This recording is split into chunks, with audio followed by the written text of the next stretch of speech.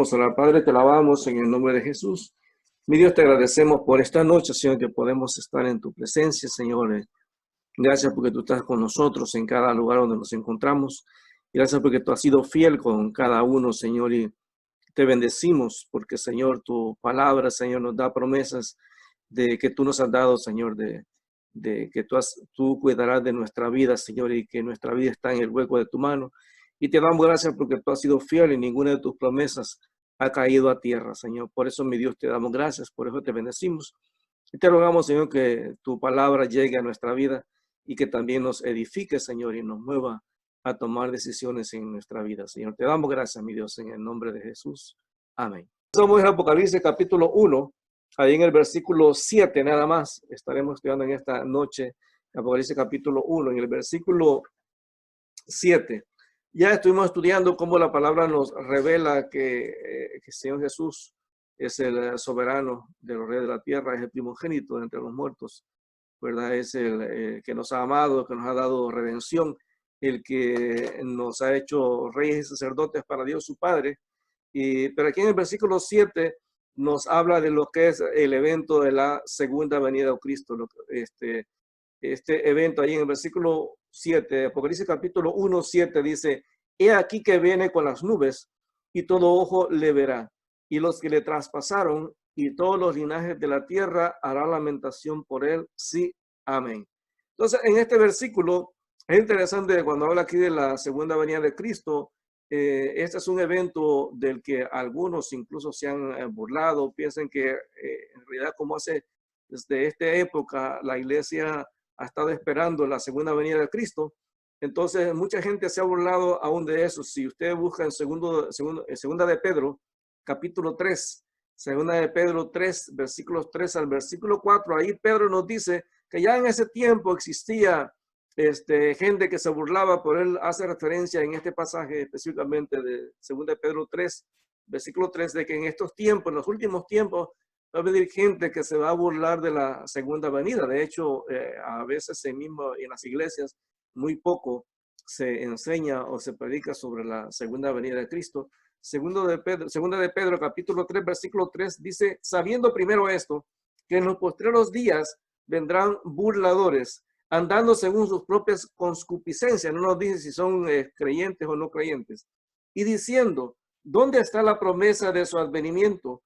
Porque desde el día en que los padres durmieron, todas las cosas permanecen así como desde el principio de la creación. Entonces, va a haber gente que va a cuestionar el hecho de la segunda venida de Cristo, y entonces, de hecho, han surgido diferentes enseñanzas sobre la segunda venida de Cristo, mismo cuando vemos estas situaciones que están pasando alrededor del mundo. Pero la palabra nos dice que en su momento Jesús va a regresar por nosotros. Ahora, de hecho, algunas hacen énfasis de que cuando dice ahí que he aquí que viene con las nubes, dice: es imposible que Jesús venga con las nubes porque no en todo el mundo hay nubes. Entonces, algunas hacen referencia a eso, pero realmente las nubes, tal como lo describe la Biblia, en Éxodo capítulo 13, versículo 21 y versículo 22, las nubes siempre son un signo visible de donde Dios muestra realmente su poder, su majestad, su señorío, su grandeza. Ahí en Éxodo capítulo 13, versículo 21 al versículo 22, dice Éxodo 13, 21 a 22. De hecho, en este pasaje hace referencia a que las nubes eran como un símbolo de la presencia de Dios en medio del pueblo. Dice en el versículo 21: y Jehová iba delante de ellos de día en una columna de nube para guiarlos por el camino, y de noche en una columna de fuego para alumbrarles, a fin de que anduviesen de día y de noche. Nunca se apartó de delante del pueblo la columna de nube de día, ni de noche la columna de fuego. Entonces, en este versículo, las nubes eran un símbolo de la presencia de Dios. Era como que el pueblo podía ver las nubes o poder ver la columna de fuego, y eso le recordaba al pueblo de que Dios estaba allí en medio de ellos. En Deuteronomio capítulo 33, Deuteronomio 33, versículo 26, dice: no hay como el Dios de Jesurún, quien cabalga sobre los cielos para tu ayuda, y sobre las nubes con su grandeza. Entonces, las nubes muchas veces son una referencia a lo que es la grandeza de Dios. En el Salmo 104, versículo 1 al versículo 4. Salmo 104 dice, bendice alma mía a Jehová, Jehová Dios mío, mucho te has engrandecido, te has vestido de gloria y de magnificencia, el que se cubre de luz como de vestiduras, que extiende los cielos como una cortina, que establece sus aposentos entre las aguas, el que pone las nubes, por su carroza, el que anda sobre las alas del viento, el que hace los vientos sus mensajeros y las flamas de fuego sus ministros. Ahí en versículo 3 dice el que pone las nubes por su carroza. Es como una descripción poética de cómo el Señor en su misericordia, muestra su grandeza a través de las nubes. En Nahum capítulo 1, versículo 3, el libro de Nahum, versículo 1 al versículo 3, dice, Jehová es tardo para la ira y grande en poder, y no tendrá por inocente al culpable. Jehová marcha en la tempestad y el torbellino, y las nubes son el polvo de sus pies. Entonces ahí claramente nos otra vez dice que las nubes son el polvo de sus pies de una manera poética, describiendo la grandeza y el poder de nuestro Dios. Ahora, la frase he aquí que viene con las nubes, en realidad significa que Jesús regresará en una nube. Si usted va conmigo a Apocalipsis, capítulo 14, aquí dice que Jesús viene en una nube y posiblemente rodeado de varias nubes. Pero aquí en Apocalipsis capítulo 14, versículo 14, nos dice que Jesús en su segunda venida va a venir rodeado de nubes o en una nube. Apocalipsis 14, versículo 14 al versículo 16, dice, miré ya aquí una nube blanca y sobre la nube uno sentado semejante al Hijo del Hombre. O sea que Jesús viene sobre la nube, que tenía en la cabeza una corona de oro y en la mano una hoz aguda. Y del templo salió otro ángel clamando a gran voz al que estaba sentado sobre la nube, mete tu hoz y ciega, porque la hora de cegar ha llegado, pues la mies de la tierra está madura. Y el que estaba sentado sobre la nube metió su hoz en la tierra y la tierra fue cegada. Entonces, claramente este pasaje nos hace referencia, nos explica que Jesús viene sobre una nube en la segunda venida. Ahora, esta misma visión que Juan tiene de ver a Jesús bajando en una nube, es la misma visión que tuvo Daniel en el capítulo 7, en Daniel capítulo 7, versículo 13, ahí nos hace referencia de que Daniel tuvo una visión parecida en el capítulo 7 de Daniel, versículo 13. Daniel 7, versículo 13, dice, miraba yo en la visión de la noche, y aquí con las nubes del cielo venía uno como un hijo de hombre que vino hasta el anciano de días, y le hicieron acercarse delante de él, y le fue dado dominio, gloria y reino para que todos los pueblos, naciones y lenguas le sirvieran. Su dominio es dominio eterno que nunca pasará, y su reino uno que no será destruido. Se me turbó el espíritu a mí, Daniel, en medio de mi cuerpo, y las visiones de mi cabeza me asombraron. Entonces, claramente la visión que tiene Daniel en el versículo 13, dice aquí, con las nubes del cielo venía uno como un hijo de hombre, haciendo una referencia a la visión que tuvo el apóstol Juan en capítulo 1 de Apocalipsis, versículo 7. Ahí en Mateo 24, 30. Mateo 24, 30. Mateo 24, 30. Dice Mateo 24, 30.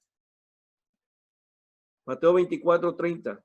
Dice, entonces aparecerá la señal del Hijo del Hombre en el cielo, y entonces lamentarán todas las tribus de la tierra, y dirán al Hijo del Hombre viniendo sobre las nubes del cielo con poder y gran gloria. Este es el pasaje que refleja, que nos relata el Señor Jesús en Mateo 24, 30. Y él dice, está declarando que después de las cosas que van a pasar durante la tribulación, va a aparecer la segunda venida. En capítulo 26 de Mateo 26, versículo 63, Mateo 23, versículo 63 dice, mas Jesús callaba.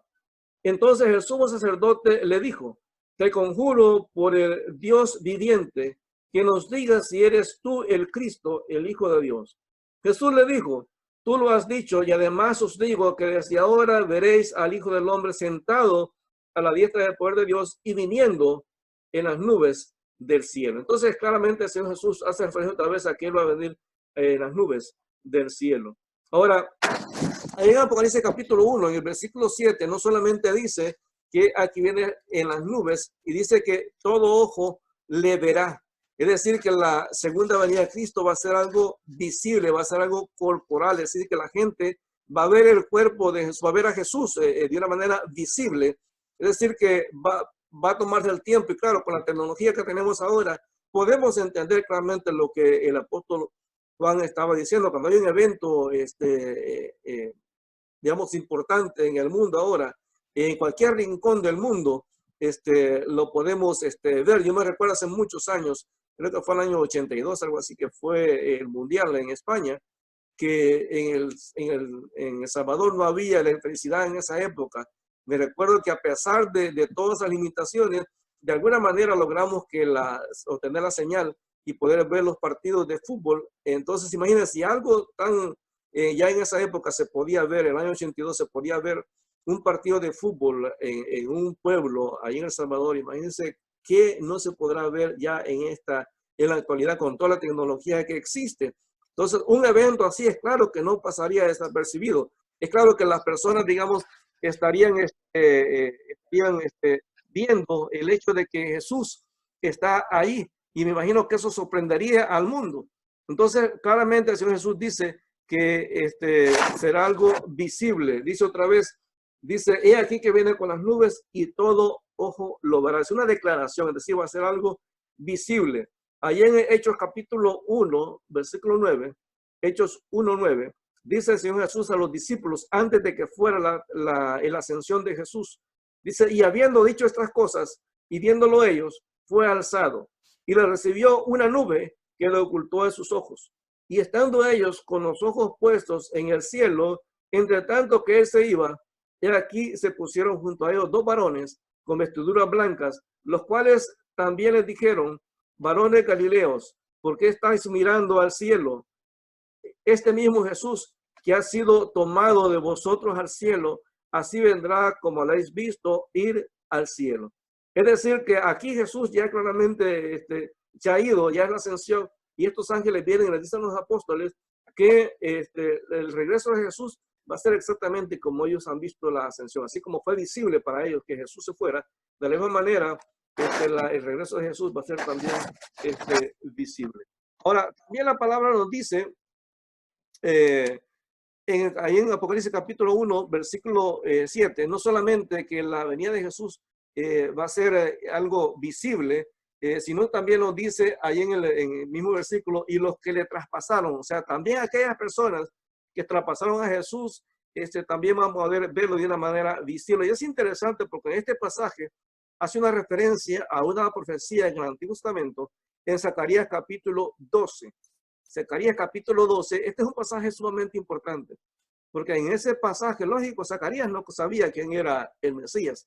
Zacarías no sabía quién era Jesús, pero en Zacarías capítulo 12, en el versículo 10, vea cómo este profeta anuncia este evento que Juan está describiendo aquí en Apocalipsis 1:7. Dice Zacarías capítulo 12, versículo 10, y derramaré sobre la casa de David y sobre los moradores de Jerusalén espíritu de gracia y de oración, y mirarán a mí, a quien traspasaron, y llorarán como se llora por hijo unigénito, afligiéndose como quien se aflige por el primogénito.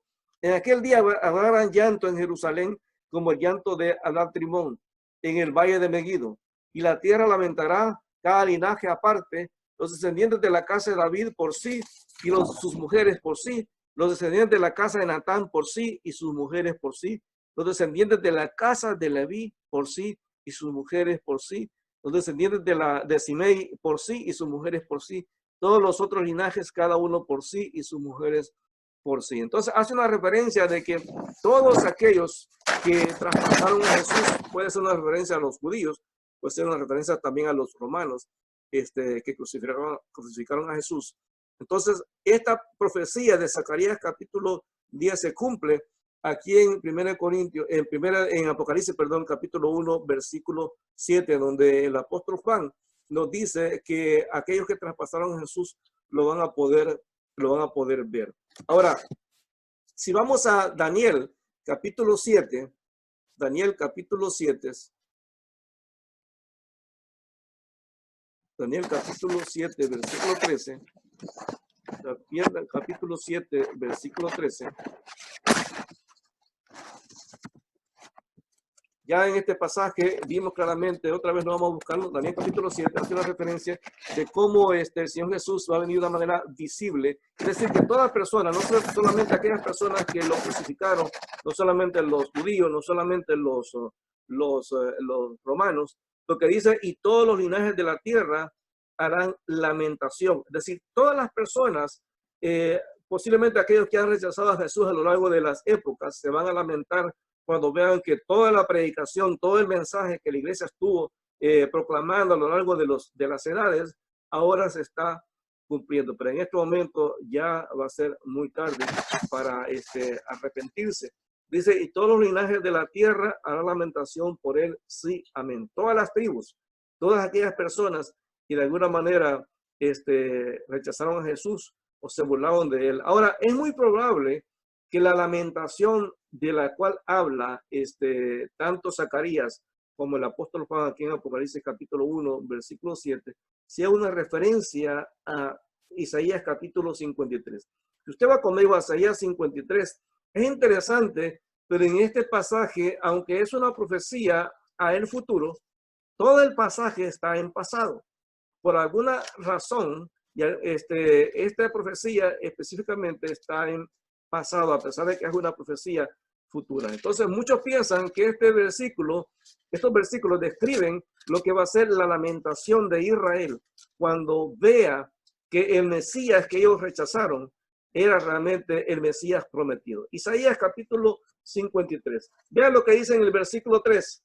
Dice, despreciado y desechado entre los hombres, varón de dolores, experimentado en quebranto, como que escondimos de él el rostro. Fue menospreciado y no lo estimamos. Esto va a ser lo que los judíos posiblemente van a decir cuando vean en las nubes descendiendo a Jesús. Versículo 4. Ciertamente llevó él nuestras enfermedades. En este momento van a reconocer que el sacrificio de Cristo en la cruz fue real. Era necesario para que ellos pudieran tener la liberación que tanto anhelaban.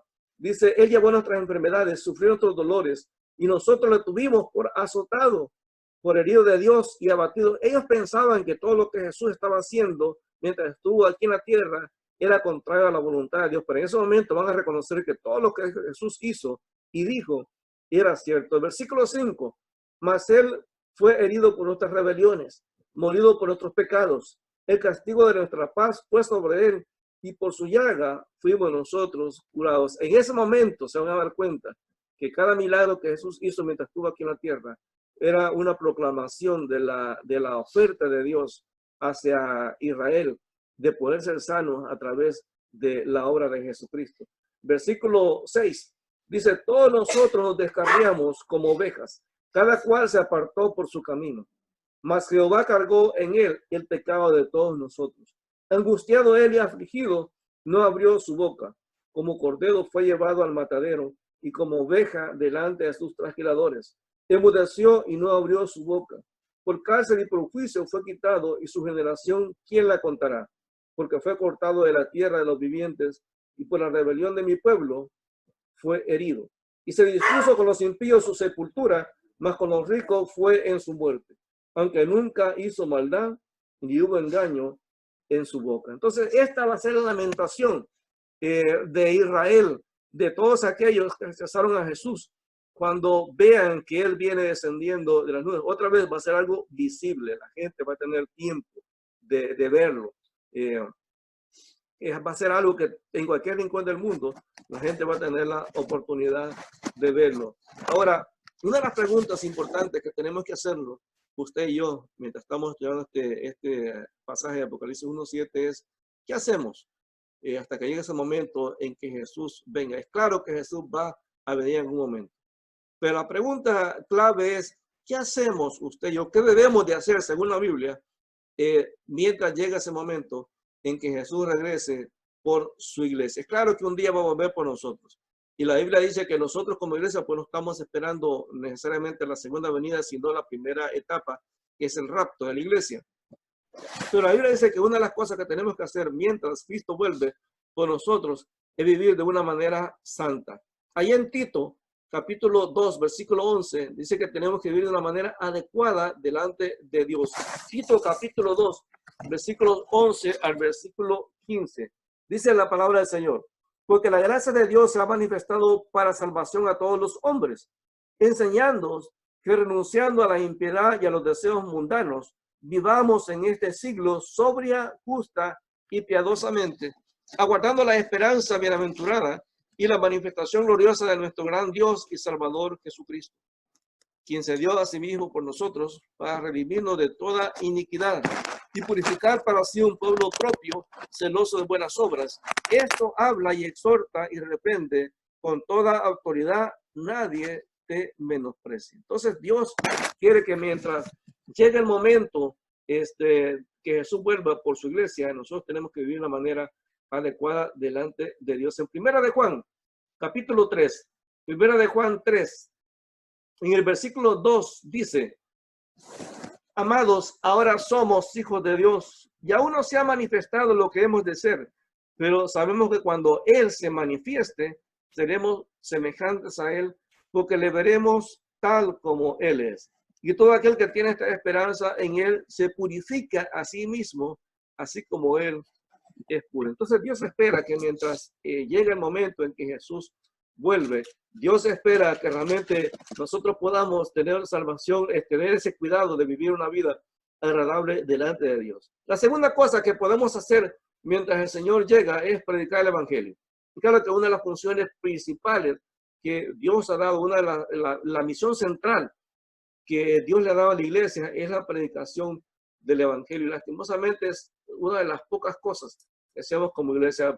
Por alguna razón, la mayoría de cristianos se convierten y hasta ahí llega. Ya no se multiplican, ya no siguen compartiendo el Evangelio, como que ya el hecho de ser salvos ya es suficiente para ellos. Pero dice la palabra ahí en Mateo capítulo 28, versículo 18, Jesús les dijo a los discípulos: toda autoridad me es dada en el cielo y en la tierra, por tanto vayan y hagan discípulos a todas las naciones, dice, bautizándolos en el nombre del Padre, del Hijo y del Espíritu Santo, y aquí estoy con ustedes todos los días hasta el fin del mundo. Hechos 1:8, y recibiréis poder cuando haya venido sobre vosotros el Espíritu Santo. Fíjense que en los versículos anteriores los discípulos habían estado preguntándole a Jesús cuándo va a ser todas estas cosas, el hecho de su venida, el establecimiento del reino, y Jesús les dice: no les toca a ustedes saber este tipo de situaciones, lo que les toca es predicar el Evangelio. O sea, nosotros podemos estar a conjeturar de cuándo va a ser la venida de Cristo, pero eso realmente no afecta absolutamente en nada. Lo que Dios quiere que hagamos mientras Él tarda en venir, mientras Él regresa por nosotros, es que realmente podamos predicar el Evangelio. Recuérdese, puede ser hoy, puede ser mañana, el momento que Jesús venga por la iglesia en el rapto. Después de 7 años empieza lo que se da, lo que la segunda venida, pero no sabemos el momento específico en que se va a dar el rapto, entonces por tanto no sabemos cuándo va a ser la segunda venida de Cristo. En 2 Timoteo, capítulo 4, 2 Timoteo 4, versículos 1 al versículo 2, 2 Timoteo 4, 1 al 2, dice: te encarezco delante de Dios y del Señor Jesucristo, que juzgará a los vivos y a los muertos en su manifestación y en su reino, que prediques la palabra, que instes a tiempo y fuera de tiempo, redarguye y reprende, exhorta con toda paciencia y doctrina. Esto no es para los pastores, es para toda aquella persona que tiene un encuentro personal con Jesús. Ahora tenemos las redes sociales a través de las cuales podemos también alcanzar a personas en otras partes del mundo. Así es que no hay realmente ninguna excusa. Otra cosa que podemos hacer mientras Jesús regresa por nosotros es perseverar en la fe. O sea, no descuidarnos de nuestra relación personal con Dios.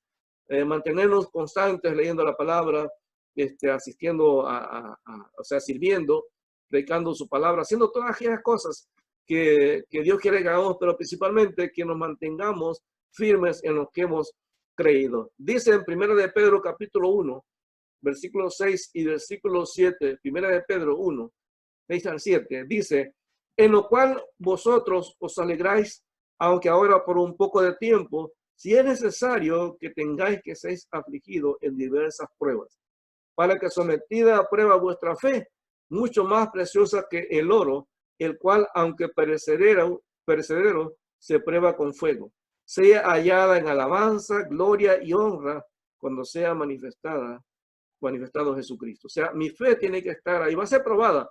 Van las circunstancias difíciles que pasamos en la vida, en este tiempo incluso en el que estamos pasando con el coronavirus, la cuarentena. Es claro que nuestra fe ha sido probada. Hay gente que ha cuestionado la fidelidad de Dios, pero Dios sigue siendo fiel. Y Dios quiere que nuestra fe realmente no se base en lo que está pasando alrededor nuestro, sino realmente en las promesas que en su palabra nos da. La Biblia dice que también tenemos que tener paciencia mientras llega el momento en que Cristo vuelva por nosotros. En Santiago capítulo 5, Santiago 5 del 7 al 8, Santiago 5 del 7 al 8, dice: por tanto, hermanos, tened paciencia hasta la venida del Señor. Mirad cómo el labrador espera el precioso fruto de la tierra, aguardando con paciencia hasta que reciba la lluvia temprana y la tardía. Tened también vosotros paciencia y afirmad en vuestros corazones para la venida del Señor, porque la venida del Señor se acerca. O sea, Dios quiere que nuestra fe se fortalezca, que estemos manteniéndonos en constante en nuestra relación personal con Él, que prediquemos su palabra, que seamos pacientes, que no desesperemos, que no nos dejemos llevar por las enseñanzas o la presión de la gente, decir, ah, mira, es mentira, Cristo no ha vuelto. Hermano, en su momento, Cristo va a venir por su iglesia, en su momento Jesús va a llegar a la segunda venida de Él, y en su momento todas estas promesas que Dios nos ha dado en el libro de Apocalipsis y en otros libros proféticos se van a cumplir. Pero mientras eso llega, Dios quiere que yo me mantenga viviendo de una manera santa, de una manera agradable delante de Él. Dios quiere que me mantenga predicando el Evangelio y que aproveche cada oportunidad, porque cada día que pasa es un día menos para que Cristo vuelva por su iglesia. Tengo que perseverar en la fe, estar ahí constante creyendo lo que mi palabra dice, y finalmente tengo que estar teniendo paciencia, entender que yo no puedo presionar las cosas. Dice, Jesús le dijo a los discípulos que nadie sabía, ni siquiera Él, solamente el Padre sabe lo que Él ha determinado según su soberana voluntad. Lo que a mí me toca es anhelar. Dice la Biblia que bienaventurado el que anhela. Llega Apocalipsis, al final del libro Apocalipsis, nos menciona en el capítulo 22 de Apocalipsis, dice que el espíritu de la iglesia tienen que anhelar que el Señor Jesús vuelva.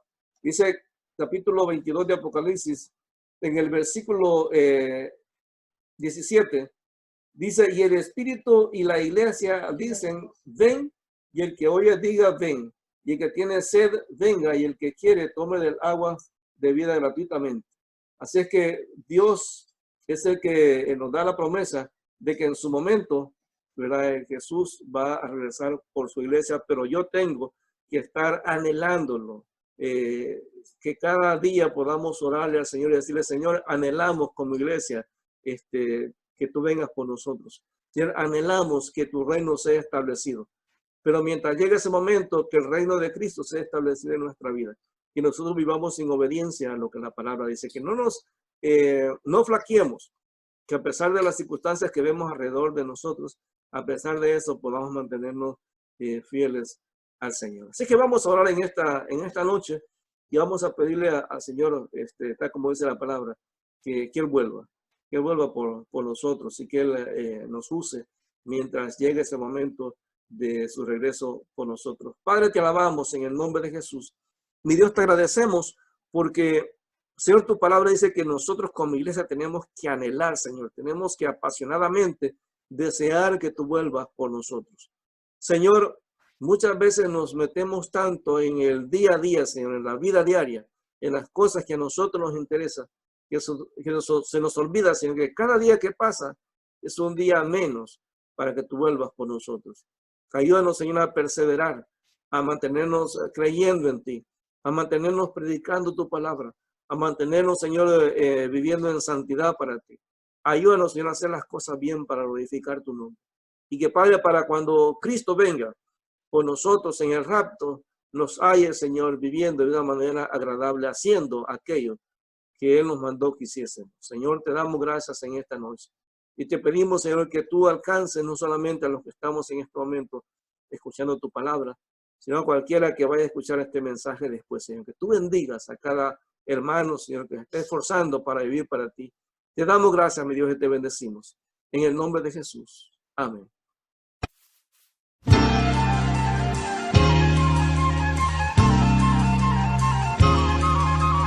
Grande amor, grande amor, grande amor.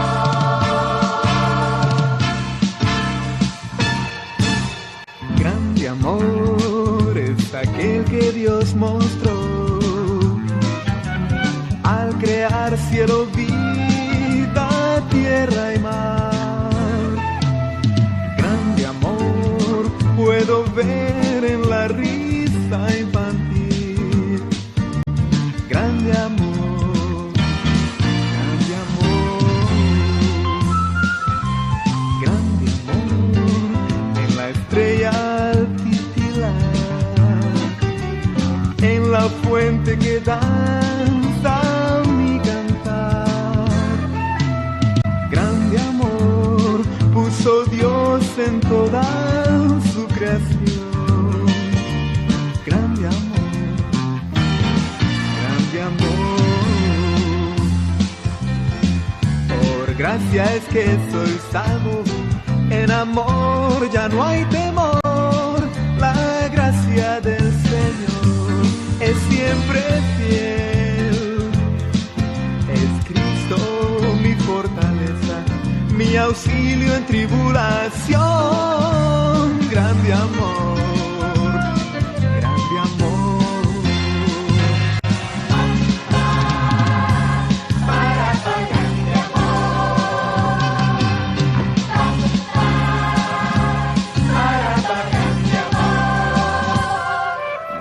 Grande amor en el aire matinal,